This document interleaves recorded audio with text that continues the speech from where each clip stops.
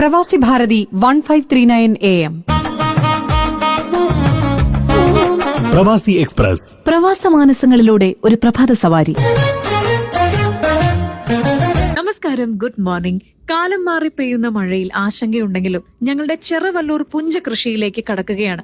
ഇനി കൊയ്ത്ത് കഴിയും ഒരു ഉത്സവം പോലെയാണ് നമ്മൾ എല്ലാവരും ഈ ഒരു കാലത്തെ നോക്കിക്കാണുന്നത്.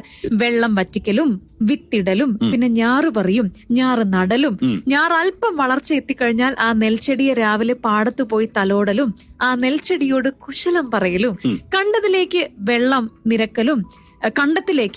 നിരക്കലും മീൻപിടുത്തവും എല്ലാം കൊണ്ടും ഒരു ആഘോഷം തന്നെയാണ്.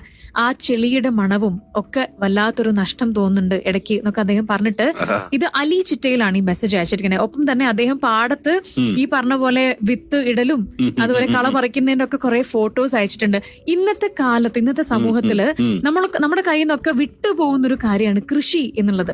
പക്ഷെ നമുക്കൊക്കെ എല്ലാ ദിവസവും ഭക്ഷണം കിട്ടുന്നത് ആരെങ്കിലും ഒക്കെ കൃഷി ചെയ്തുണ്ടാക്കുന്ന ഐറ്റംസിൽ നിന്നാണ്. ഇപ്പൊ അരിയാണെങ്കിലും നെല്ലാണെങ്കിലും ഒക്കെ നമ്മൾ പറയുമ്പോ ഈ കൃഷി എന്നുള്ളത് നമ്മുടെയൊക്കെ ജീവിതത്തിന്റെ ഭാഗമാണ്. പക്ഷെ ഇന്ന് പലരും അതിലേക്ക് ഇറങ്ങുന്നില്ല. നമ്മുടെ ഇപ്പൊ പ്രവാസ ലോകത്താണെങ്കിൽ തന്നെ ഉള്ള സ്ഥലത്ത് കൃഷി ചെയ്യുന്ന ധാരാളം പേരാണ്. നമ്മൾ പ്രവാസി ഭാരതൻ ഒരു കർഷക രത്ന പുരസ്കാരം ഒക്കെ നൽകിയ സമയത്ത് നമുക്ക് വന്ന എൻട്രികൾ ഉണ്ടായിരുന്നു. ആ ഒരു മത്സരത്തിലേക്ക് ശരിക്കും അതിശയിച്ചു. മലയൻ ഭാഗത്താണെങ്കിലും അല്ലെങ്കിൽ അബുദാബിയിൽ തന്നെ ആണെങ്കിലും ഉള്ള സ്ഥലത്ത് കൃഷി ചെയ്യുന്നവരൊക്കെ ഉണ്ട്. പക്ഷേ ഈ സ്റ്റുഡിയോ അപ്പാർട്ട്മെന്റിലൊക്കെ പക്ഷെ ഉള്ള സ്ഥലത്ത് തീർച്ചയായിട്ടും നമ്മുടെ ആ ഒരു അടുക്കളയിലേക്ക് വേണ്ട കുറച്ച് കാര്യങ്ങളെങ്കിലും അവിടെ നിന്നൊക്കെ കിട്ടുന്നുണ്ട്.